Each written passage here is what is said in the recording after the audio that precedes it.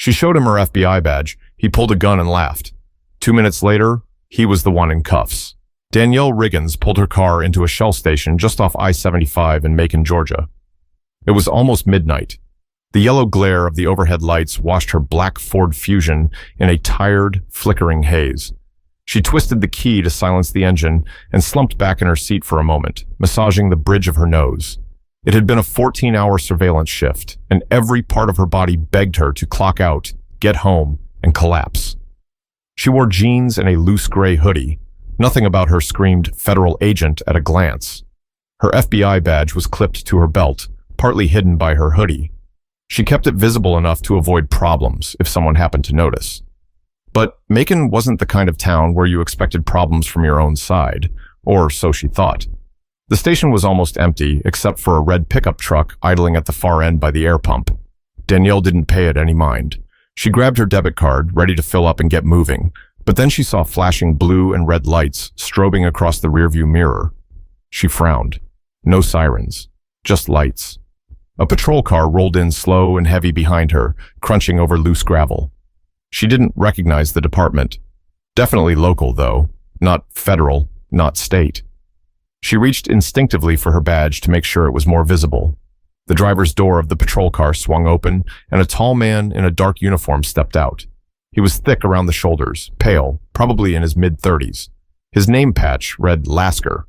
His hand hovered near his holster as he approached her. Danielle rolled down her window halfway, already flashing her badge with 2 fingers. "Evening, officer," she said, trying to sound calm but firm. "I'm Special Agent Danielle Riggins with the FBI. What's the issue?"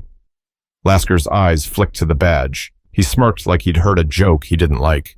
"Got a call about a suspicious woman sitting in a car," he said, voice sharp, already tilting toward hostile. "Mind stepping out of the vehicle for me?" Danielle blinked. Suspicious woman? Sitting in a car? In a public gas station? "Sir, with respect, I'm an agent in the middle of an assignment. I can provide full ID if needed. There's no cause for a stop," she said, keeping her hands in clear view, but Lasker didn't back off. His hand slid fully onto his holster now. "You heard me," he barked. "Step out. Now." Danielle's heart kicked against her ribs. Her mind snapped to headlines she'd seen 100 times. Traffic stops gone wrong, innocent people not making it home. She kept her voice measured. "I'm complying. I just need you to acknowledge who I am before we go any further." Lasker's smirk widened into something nastier. He unholstered his gun, pointing it straight at her windshield. People started noticing. A teenage boy getting Gatorade at the pump froze. A woman leaning against her own car pulled out her phone. Danielle lifted her hands higher, voice still low. "I'm a federal agent. I am armed, and my weapon is holstered. I am no threat." But Officer Lasker didn't budge. In fact, he cocked the gun a little tighter, finger hovering way too close to the trigger. "I don't care who you say you are," he snapped. "Step out, or I'll drag you out." Danielle's fingers tingled with panic she refused to show. This wasn't just a misunderstanding. This was a man itching to escalate. But she knew backing down now wouldn't save her, and it sure as hell wouldn't stop what was already in motion. Danielle Riggins had seen situations spiral before. She had spent 8 years in the Bureau, 6 of them undercover in some of the roughest corners of Florida and Alabama. She knew fear. She knew danger. But what clawed at her gut now wasn't fear of the streets. It was fear of someone who was supposed to be on her side. She kept her hands visible, palms out against the window. Lasker edged closer, gun raised, eyes darting around like he was waiting for a reason to fire. In those seconds, Danielle's mind flipped back through everything that had brought her here. Growing up in Little Rock, Arkansas, she'd watched her father, a quiet, proud Army veteran, get stopped in his own neighborhood more times than she could count. No weapon, no crime, just suspicion. Her mother used to keep a wallet full of laminated ID cards ready for him, just to make those moments end faster. Danielle had sworn she would be different. She wouldn't just carry a badge. She would make the badge mean something. But here she was, a black woman in jeans and a hoodie sitting in a car, and suddenly none of it mattered. From the corner of her eye, Danielle saw more people stopping to watch. Someone was filming now. She wanted to shout to them, "Keep recording, don't stop." But she couldn't move without risking Lasker pulling that trigger. "Officer," she said again, slower, firmer, "I am Special Agent Riggins, FBI.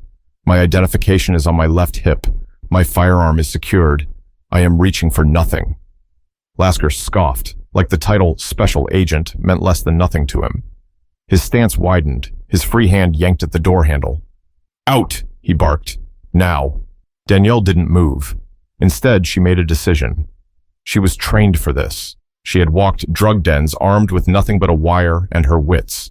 She could handle one angry cop. "Sir, I am required by federal protocol to announce my identity and role before following a non-consensual command. You are escalating a lawful identification into a wrongful detainment," she said, the words steady, clipped, straight from the Bureau's handbook. Lasker leaned down, peering into the car. His lips curled. "You think flashing a fake badge and some big words makes you special?" he said. "You're just another liar trying to play the system." Danielle's chest tightened, but she forced herself to stay still. She didn't blink, didn't twitch. This wasn't about protocol anymore. This was about survival. But deep inside, she knew that surviving tonight would take a lot more than words, and this man had already decided who he thought she was. Lasker's face twisted, and without another word, he yanked open the car door with his left hand, still keeping the gun aimed in his right. The cold air hit Danielle like a slap. She raised her hands even higher, slowly shifting her legs out of the car, every move exaggerated to show she wasn't reaching for anything. "I'm exiting the vehicle as ordered," she said, voice clear, carrying just enough to be heard by the growing crowd. "I am complying." Lasker didn't acknowledge her. His eyes darted down to her belt, where her badge gleamed under the station lights. "You think you're slick?" he said, voice dripping with contempt. "Got yourself a shiny little toy off the internet, huh?" Danielle didn't respond. She knew better than to argue. She simply stood there, arms raised, heart hammering against her ribs so hard it hurt.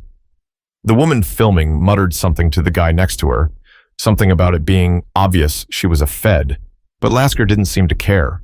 He circled Danielle like she was prey, then reached forward with one hand and ripped the badge off her belt. The badge clattered to the pavement. "Fake," Lasker declared, loud enough for everyone to hear. His grin stretched so wide it looked painful. "Thought you could fool me?" Danielle kept her face neutral, but inside, a wave of nausea churned. He didn't believe her. He didn't want to. He wanted her powerless. She risked a glance at the gas station clerk behind the glass. The man, mid-40s, heavy-set, wearing a faded Braves cap, was on the phone, calling 911, maybe. Maybe someone else had seen enough to understand this wasn't right. "Officer, please," Danielle said, carefully pronouncing each word. "You are interfering with a federal operation. I am requesting immediate contact with your supervisor." Lasker snorted. "You're not in charge here," he sneered. "You're not anybody." He shoved her back against the side of her car with one hand, patting her down rough and fast with the other. His grip was brutal, yanking at her pockets, her waistband. Danielle flinched, but didn't resist. Resisting would get her shot. Resisting would give him the excuse he was dying for. "You're shaking," he said, smirking, patting her down again for effect. "Scared, huh? Should have thought about that before lying." A couple of kids in the crowd shouted something, too far away to make out. More phones were up now. Danielle prayed someone was smart enough to stream it live, because if something happened to her tonight, someone needed to have it on record. "I'm not resisting," Danielle said again, voice hoarse but steady. Lasker only laughed. "Oh, you will be." The words hung heavy in the night air, but, unknown to Officer Lasker, his 2 minutes of power were almost up, and help was already speeding down the road toward them. Officer Lasker tossed Danielle's FBI badge onto the roof of her car like it was a piece of trash. "You really think you're fooling anybody with that dollar store crap?" he said, practically laughing now, voice loud and mean. "You people are all the same." Danielle froze at those last words. You people. It wasn't about suspicion. It wasn't about safety. It never had been. It was about what he saw when he looked at her, and what he refused to believe she could be. The crowd grew bolder now, sensing the wrongness of it all. A woman yelled out, "She's an agent! Man, we can see the badge!" A few others murmured in agreement, their phones capturing every ugly second. But Lasker didn't seem to hear them, or maybe he didn't care. He pushed Danielle harder against the car, twisting one of her arms behind her back roughly. You're lucky I don't haul you in right now for impersonating an officer, he growled in her ear. Danielle stayed silent. She knew if she said anything else, he'd find a reason to fear for his safety, and then the story would end in blood. Turn around, he barked, shoving her so hard her forehead almost hit the car mirror. Danielle's legs buckled slightly, but she caught herself. From across the parking lot, there was a sudden screech of tires. A black SUV, government plates, tore into the lot, lights flashing low. 2 men and a woman in suits jumped out before it even stopped moving. One of them, a tall black man with a tight fade and a serious scowl, moved fast, flashing his badge high. Federal agents, he shouted. Drop your weapon! Step away from her now! Lasker turned, blinking like he couldn't process what he was seeing. What the hell? I said, drop it! The agent barked again, already pulling his own sidearm, but keeping it low, steady, professional. A second SUV pulled up behind the first one. More agents spilled out. The bystanders gasped, pulling back but keeping their cameras rolling. For the first time that night, Officer Lasker hesitated. His hand twitched. The barrel of his gun dipped a little. Danielle stood there, breathing hard, watching him fight with the reality he couldn't deny anymore. But even as he finally started to lower his weapon, Danielle knew this wasn't over yet. It was only just beginning. Officer Lasker's mouth opened like he wanted to argue, but nothing came out. He finally lowered his gun, the barrel clinking awkwardly against the side of his holster as he tried to resecure it. The federal agents closed in fast. The lead agent, Agent Marcus DeWitt, kept his voice sharp and loud enough for the cameras recording every second. You are hereby ordered to disarm and step away from Special Agent Danielle Riggins, he said, pulling a set of flex cuffs from his belt. Failure to comply will result in immediate use of force. For a second, it looked like Lasker might fight it. His hand hovered at his hip, his eyes darting toward the crowd, toward the agents, toward Danielle, like he could still somehow twist this to his advantage. But then he saw it. The agents surrounding him weren't just random suits. They knew exactly who Danielle was, and they weren't about to let him play the hero in a story he wasn't supposed to be in. Agent DeWitt gave him no more chances. In 2 quick strides, he grabbed Lasker's wrist, twisted it behind his back, and snapped the flex cuffs into place. Lasker stumbled forward with a grunt, his face burning red. You can't arrest me, he barked, straining against the cuffs. I'm a cop. I was doing my job. You detained a federal agent without cause, pulled a firearm without lawful justification, and obstructed a federal operation, DeWitt said calmly, like he was reading from a manual. You're under arrest, pending full investigation. The crowd erupted, cheers, shouts. A couple people laughed, a harsh, bitter sound that carried all the way across the gas station lot. Danielle leaned against the side of her car, finally letting herself breathe. Her knees trembled from the adrenaline still surging through her, but she forced herself to stand tall. She wouldn't give Lasker the satisfaction of seeing her broken. One of the agents, a woman with close-cropped hair and quick hands, picked up Danielle's badge from the roof of her car and handed it back to her with a quiet, "We've got you." Danielle nodded, blinking hard against the burning in her eyes. Lasker kept shouting as the agents led him toward one of the black SUVs, but nobody was really listening anymore. The narrative he thought he controlled had slipped away from him, and the cameras caught every second of it. But even with Lasker cuffed, Danielle knew the real battle wasn't just about one night at a gas station. It was about a much bigger fight that would take a lot longer to win. The gas station lot cleared slowly after that. Some people hung around, still filming, hoping to catch one last moment. Others simply shook their heads and left, talking low among themselves about what they'd just witnessed. Danielle sat on the curb, her hands steady now, but her mind racing. Agent DeWitt crouched beside her, keeping his voice low and gentle. You did everything right, he said. You stayed calm. You survived. Survived. That word hit her harder than anything else had tonight. In the bureau, they drilled you on survival, tactical awareness, threat assessment, split-second decisions. But nothing prepared you for the exhaustion of surviving while being seen as the enemy by the people who were supposed to be allies. She nodded stiffly, tucking her badge back onto her belt where it belonged. Across the lot, Lasker sat slumped in the back seat of one of the federal SUVs. Head down, no more fight left in him. His radio squawked uselessly on the ground near the curb where it had fallen during the scuffle. A local sheriff's supervisor had finally arrived. a stocky man with thinning hair and deep lines etched into his forehead. He didn't even try to defend Lasker, just shook his head, murmured something about pending investigation, and agreed to take custody once the feds finished paperwork. Danielle watched it all with a strange, hollow feeling in her chest. There would be reports, hearings, maybe even charges if the Bureau pressed hard enough.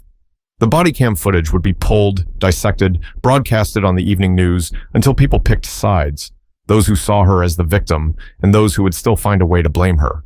She knew the cycle too well, and she was tired. But when Agent DeWitt offered her a ride back to the field office, she shook her head. "I'll drive," she said quietly. I need to finish the day on my own terms." He hesitated, then gave a small nod. Danielle climbed back into her car, hands steady on the wheel. She pulled out of the gas station lot without looking back. She didn't need to see Lasker again. She didn't need to see the crowd. She had survived. And tomorrow, when the world saw what happened, maybe someone somewhere would believe her story. Not because it made the news, but because they knew it could have been them too. But as she merged onto the highway, Danielle knew survival wasn't the victory. Living with dignity was. And that's exactly what she intended to keep doing.